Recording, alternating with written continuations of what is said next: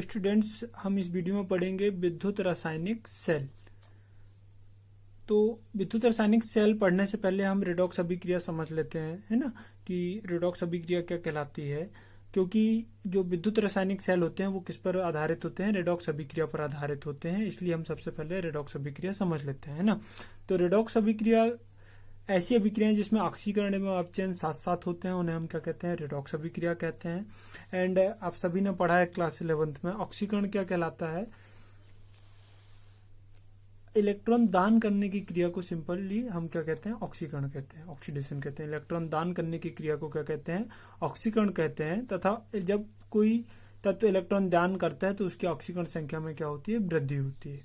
इसके कुछ पॉइंट हैं, जैसे इलेक्ट्रॉन दान करना या इलेक्ट्रॉन मुक्त करता है, और इलेक्ट्रॉन जब वो दान करेगा या मुक्त करेगा तो उससे क्या होती है, इलेक्ट्रॉन्स की हानि होती है। तो ये की पॉइंट हो जाते हैं ऑक्सीकरण के। सिंपली हमें ये याद रखना है, इलेक्ट्रॉन दान करने की क्रिया को ऑक्सीकरण कहते हैं। एंड ये एग्जाम्पल हो गया आपका, सोडियम एक इलेक्ट्रॉन दान करके क्या बना लेता है, Na+ बना लेता है। एंड कॉपर 2 इलेक्ट्रॉन दान करके किस में ऑक्सीकृत हो जाते हैं, कॉपर आयन में। तो ये हो जाता है आपका ऑक्सीकरण। और एक बात हमें बेसिकली ध्यान रखना है कि सेल के जिस इलेक्ट्रोड में ऑक्सीकरण क्रिया होती है, ऑक्सीकरण होता है, वह किसका कार्य करता है, एनोड का। ओके, सेल के जिस इलेक्ट्रोड में ऑक्सीकरण होता है वह किसका कार्य करता है, एनोड का। देन हम समझ लेते हैं अपचयन। तो अपचयन सिंपल इलेक्ट्रॉन ग्रहण करने की क्रिया को, इलेक्ट्रॉन ग्रहण करने की क्रिया को क्या कहते हैं, अपचयन कहते हैं। इससे क्या होता है, कोई जो आयन होता है वह इलेक्ट्रॉन प्राप्त करता है और किसमें अपचयित हो जाता है, उस धातु में अपचयित हो जाता है ना, उस मेटल में क्या हो जाता है, अपचयित हो जाता है। तो जैसे Na+ आयन एक इलेक्ट्रॉन ग्रहण करके किसमें अपचयित हो जा रहा है, सोडियम में। कॉपर आयन 2 इलेक्ट्रॉन ग्रहण करके किसमें अपचयित हो जा रहा है, कॉपर में।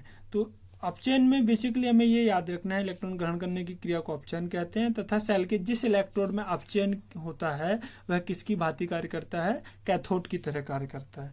तो ये हो जाता है आपका ऑक्सीडेशन एंड रिडक्शन, ऑक्सीकरण एवं अपचयन।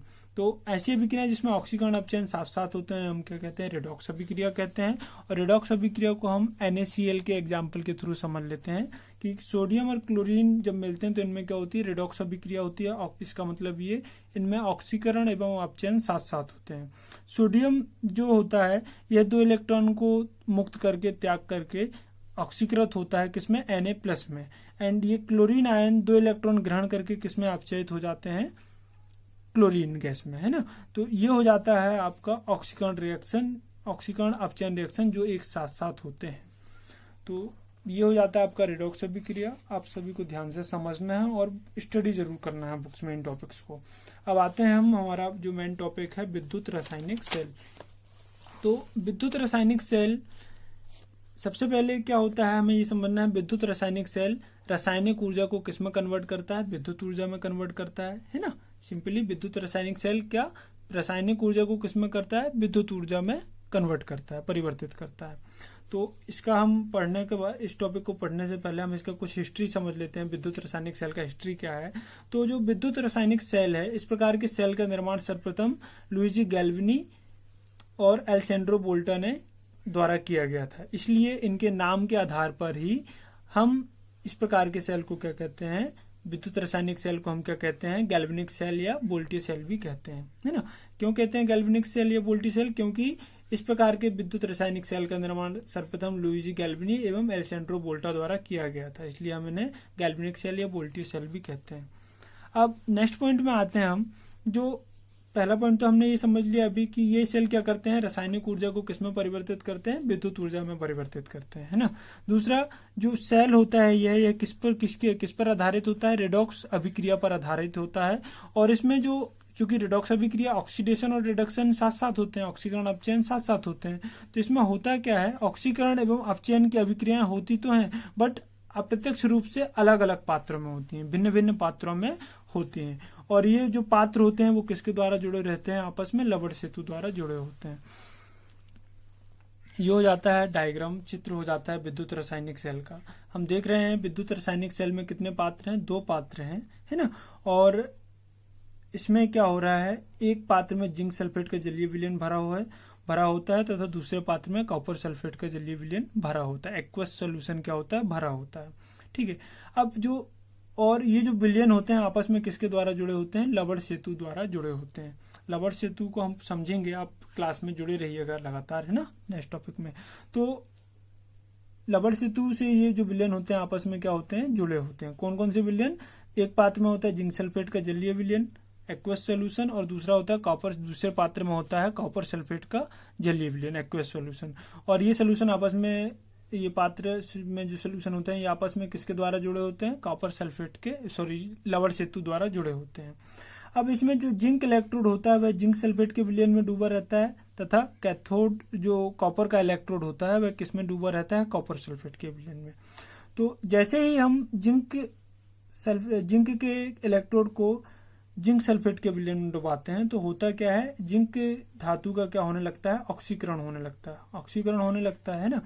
तो यह ऑक्सीकरण जब Zn2+ में होता है तो इलेक्ट्रॉन मुक्त करता है, और यह इलेक्ट्रॉन किस में रह जाते हैं, आपके इस छड़ में ही रह जाते हैं। एक बात और, चूंकि ये जलीय विलयन है, जिंक सल्फेट का क्या है, जलीय विलयन है, तो जो जिंक सल्फेट होता है जैसे हम उसमें पानी में मिलाते हैं जिंक सल्फेट को, तो वह जिंक Zn आयन और Zn+ आयन और सल्फेट आयन में विभक्त हो जाता है। इसी प्रकार जब कॉपर सल्फेट को जल में मिलाते हैं इसका जलीय विलयन बनाने के लिए कॉपर सल्फेट का, तो यह कॉपर आयन और सल्फेट आयन में टूट जाता है। तो इस प्रकार ये हो जाते हैं। तो जैसे ही अभी हमने समझा, जब जिंक के इलेक्ट्रोड को, है ना, जिंक के इलेक्ट्रोड को हम किसमें, इस विलयन में, जिंक सल्फेट के विलयन में डुबोते हैं, तो जिंक का क्या होने लगता है, ऑक्सीकरण होने लगता है। ऑक्सीकरण होता है तो ये जिंक आयन को त्यागता है, एवं इसमें इलेक्ट्रॉन जो मुक्त होते हैं वो किसमें हो जाते हैं, इस छड़ में ही रहते हैं, है ना, इस जिंक की छड़ में ही रहते हैं। चूंकि इलेक्ट्रॉन जलीय विलयन में क्या गति नहीं कर पाएंगे, है ना, नहीं करते हैं, इसलिए वो किसमें रहते हैं, धातु में ही रहते हैं ना, जिंक में। तो ये इलेक्ट्रॉन हो जाते हैं और ये जिंक में क्या हो जाता है, अपचयित होता है। हमने देखा यहाँ क्या हो रहा है, जिंक का ऑक्सीकरण हो रहा है, मतलब यह इलेक्ट्रॉन त्याग रहा है ना, और किसमें ऑक्सीकृत हो रहा है, Zn2+ में। इसलिए यह इलेक्ट्रोड किसकी भांति कार्य करता है, एनोड की तरह कार्य करता है। क्योंकि इस एनोड में इलेक्ट्रॉन है, ऑक्सीकरण के फलस्वरूप जो इलेक्ट्रॉन उत्पन्न हुए वह इसी जिंक के इलेक्ट्रोड में है, इसलिए यह एनोड किसकी तरह कार्य करता है, और ऋण ध्रुव की भांति कार्य करता है। और जब हम इस इलेक्ट्रोड को एक वायर द्वारा वोल्टामीटर से लगा के किसमें कनेक्ट कर देते हैं, कैथोड से कनेक्ट कर देते हैं, तो ये इलेक्ट्रॉन क्या होने लगते हैं, फ्लो करने लगते हैं इस वायर के थ्रू, और कहाँ पहुंचते हैं, कैथोड में पहुंचते हैं। अब कैथोड में ये किसके द्वारा ग्रहण, चूंकि ये जो कॉपर आयन होते हैं ये भी किसके पास आते हैं, इस इलेक्ट्रोड, कॉपर के इलेक्ट्रोड के पास गति करते रहते हैं, तो ये इलेक्ट्रॉन किसके द्वारा ग्रहण कर लिए जाते हैं, इस कॉपर आयन द्वारा ग्रहण कर लिए जाते हैं। और ये जो इलेक्ट्रॉन यहाँ पर पहुंचे हैं, इस कॉपर आयन को किसमें अपचयित कर देते हैं, कॉपर में अपचयित कर देते हैं। तो इस प्रकार हम देखते हैं इस इलेक्ट्रोड में कौन सी अभिक्रिया होती है, अपचयन होती है, इसलिए ये कैथोड की भांति कार्य करता है ना। और अपचयन के फलस्वरूप ये किसकी भांति कार्य करने लग जाता है, प्लस ध्रुव। तो इस प्रकार इलेक्ट्रॉन के फ्लो के फलस्वरूप ही क्या उत्पन्न होती है, इलेक्ट्रिसिटी उत्पन्न होती है ना, विद्युत धारा उत्पन्न होती है। तो ये हो जाता है इसका सेल का रिएक्शन, और इसे ही आपको बहुत अच्छे से समझना है, बार बार समझना है।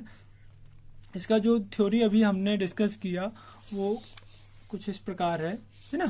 सिंपल हम बता देंगे, जिंक धातु के इलेक्ट्रोड को जिंक सल्फेट के विलयन में रखते हैं तथा कॉपर धातु के इलेक्ट्रोड को कॉपर सल्फेट के विलयन में रखते हैं, और ये दोनों अलग अलग पात्रों में ये विलयन जो रहते हैं, है ना, इलेक्ट्रोड के साथ रहते हैं। और इनके बीच वोल्टामीटर, एक तार की सहायता से हम वोल्टामीटर जोड़ देते हैं तथा दोनों विलयन को लवण सेतु द्वारा जोड़ देते हैं। आगे हमने समझा है कि जिंक इलेक्ट्रोड जिंक आयनों में ऑक्सीकृत होता है ना, और जो उसके मुक्त इलेक्ट्रॉनों को क्या करता है, मुक्त करता है। और ये मुक्त इलेक्ट्रॉन तार से प्रवाहित होकर कहाँ पहुंचते हैं, कॉपर इलेक्ट्रोड में, और वहां पर ये कॉपर आयनों को किसमें अपचयित कर देते हैं, कॉपर में अपचयित कर देते हैं। इस प्रकार जो इस सेल में रासायनिक अभिक्रिया होती है वह कुछ इस प्रकार है। एनोड पर जिंक का क्या होता है, ऑक्सीकरण होता है, तो Zn2+ में कन्वर्ट हो जाता है ये, और 2 इलेक्ट्रॉन त्याग कर क्या हो जाता है, ऑक्सीकृत हो जाता है। सेम कैथोड में क्या होता है, ये इलेक्ट्रॉन किसके द्वारा ग्रहण कर लिए जाते हैं, कॉपर आयनों द्वारा, और कॉपर आयन किसमें अपचयित हो जाता है, कॉपर में अपचयित हो जाता है। और जो सेल रिएक्शन होता है, रेडॉक्स रिएक्शन होता है इस विद्युत रासायनिक सेल में, वह होता है Zn+U2+, ये कैंसिल हो जाएंगे आपके और ये आ जाएगा, तो ये हो जाता है आपका रेडॉक्स रिएक्शन। तो ये हो जाता है विद्युत रासायनिक सेल।